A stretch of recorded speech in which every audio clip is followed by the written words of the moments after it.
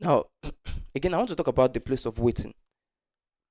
The place of waiting. It's not a physical place, but it's a season in our lives when um we don't know what to do. Let me put it that way. It's not like we know, probably we know that we have to wait, right? But we are not like having, there's no signal in our antenna. Let me put it that way. No, okay, here's what you should do.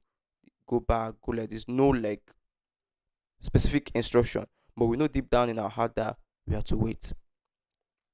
So the place of waiting, place of waiting. Then we are there waiting for the tangible and the significant thing that probably God has laid in our hearts to do, but it's not yet the right time to move. And you just want to do something because it's in the human nature to do something. Want to do something because, except even when we are sleeping, we dream, right? As I'm here, I'm talking, right? My mind is, active.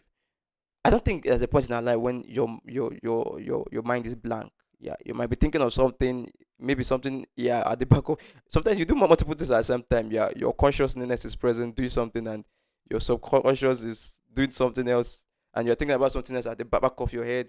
You're looking at me. You're basically thinking about the food that you want to eat tonight, or probably the assignment you should be doing, or should you hang out with your so you hang out with your friends or not. So the mind is always busy, right?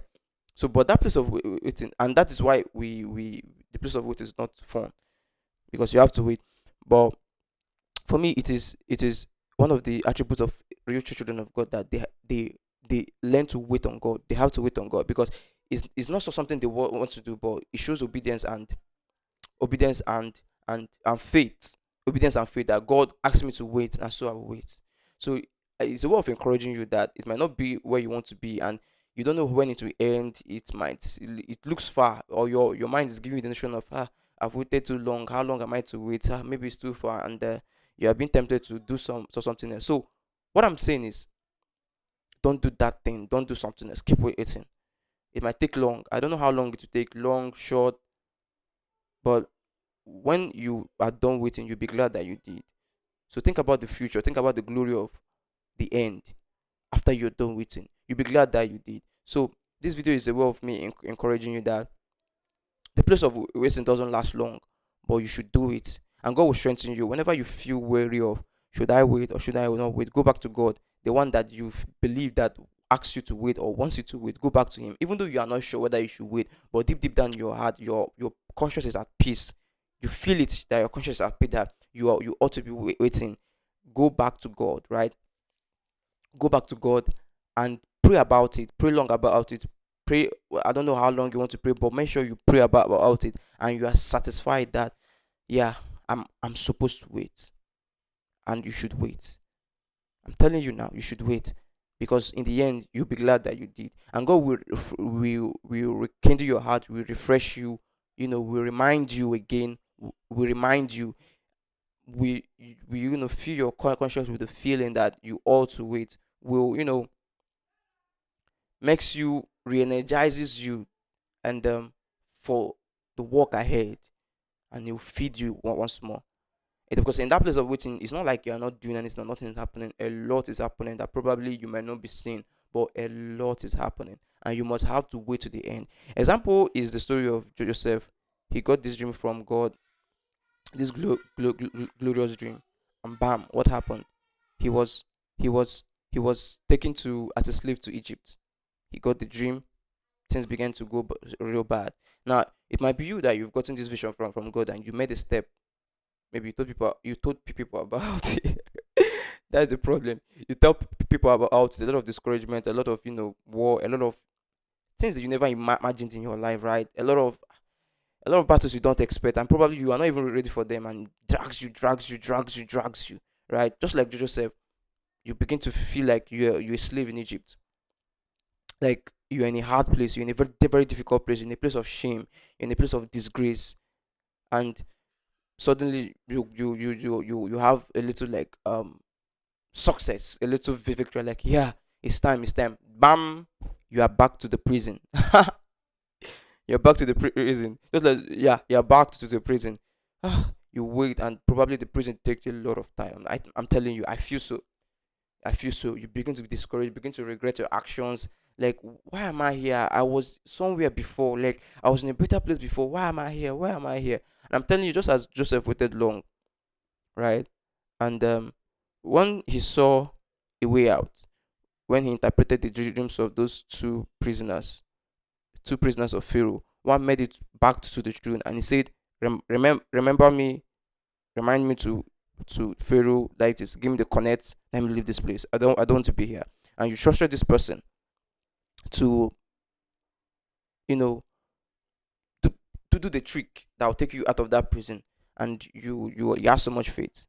You have so much faith that, okay, yeah, you trust them, and nothing happened. It seems as though you are closer to your liberation, and uh you are all hopeful, you're all anticipating, you're all thanking God, and after a year or so, you are still back. You are still in that dark place, that dark prison, right? You are still there, and yeah, you are still there. You are still waiting. But I'm encouraging you to keep on waiting. God knows what He's doing. At that point in time, you might feel like, this is of the this is not of God. This is of the devil. I need to do something. I need to do something. You start trusting your own power, in your own strength, to liberate you from that place. You try, you try. I'm telling you, don't make that mistake, because whatever you do, and maybe you do something, and you sin against God to liberate yourself, you go out of the plan of God for your life, you will regret it. And you will have to even wait maybe times 10 of what you have waited for, because at that time your salvation is very close. Your liberation is close. And when you do something out of your own power, forcefully remove yourself from the will of God, when you are doing that, you are not supposed to do that. Stop yourself, go back to God in repentance, and continue waiting.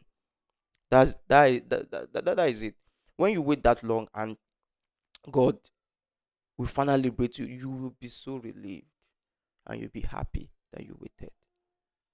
I'm telling you. Sometimes it might feel very foolish to wait. Your mates are moving forward, everything is going forward. People are telling you, you are stupid. You should do this. You should leave that place. You should do that. You should leave. You should leave. You should leave. You should do something else. You should. Oh God. Even yourself, it will not even make sense to you. Why am I here? Like, but you are here because your conscious belief is so. Your conscience is at peace, and your deep down, your spirit knows that that is where you should be, and your spirit is strong, and your spirit is compelling you to stay. That is why you are here. It may not make sense to you logically, and you look for excuses to leave. My brother, wait. I'm telling you. I'm telling you from experience, brother to brother. Wait. Yeah, I'm telling you the truth. Your conscience, you how you know is you are today that you are your spirit is at peace. Like, I'm in the right place at the right time. Wait, and when God opens up the door, don't when you just know that it is time to move, my brother, run, run like flash, fly, grab the opportunity. When you know that God has, when the runners are about to race, like the racers are about to race, and like, on your mark, get set, and the shoot the gun, boom. You see how they dashed out, boom. That is in short race. I don't mean the long one. They just boom, dash out like that, because ready, go, and they just go. So that is what you should do when you hear they say that you should move. Don't wait around. Don't just sit there and uh, waste time dusting the room of the waiting place. Like, I need to arrange some things. I need to arrange this. And you're there enjoying the room of waiting. My brother, live there, run. Yeah. But in the process of waiting, that is the most difficult, because it doesn't make sense to you logically. It doesn't make sense to people around you. Even people around you are like seeing like a stupid person. It can be very difficult. Be stubborn. Yeah. Yeah, yeah. You know where you park your stubbornness, bring it out. Stay. Because you know where you are going to. Nkiruka, the one in front is better. The one in front is better. Don't settle for less. Go for the best. And the best is at the end of your waiting. And the waiting is very difficult, because by your own strength you can't do it. Because like I said, is against your physical nature. But God will help you to wait. Go back to Him for strength, and He will give you the strength to wait. So I'm happy that you stayed, and thank you very much. I'm praying with you that God will help you wait in Jesus' name.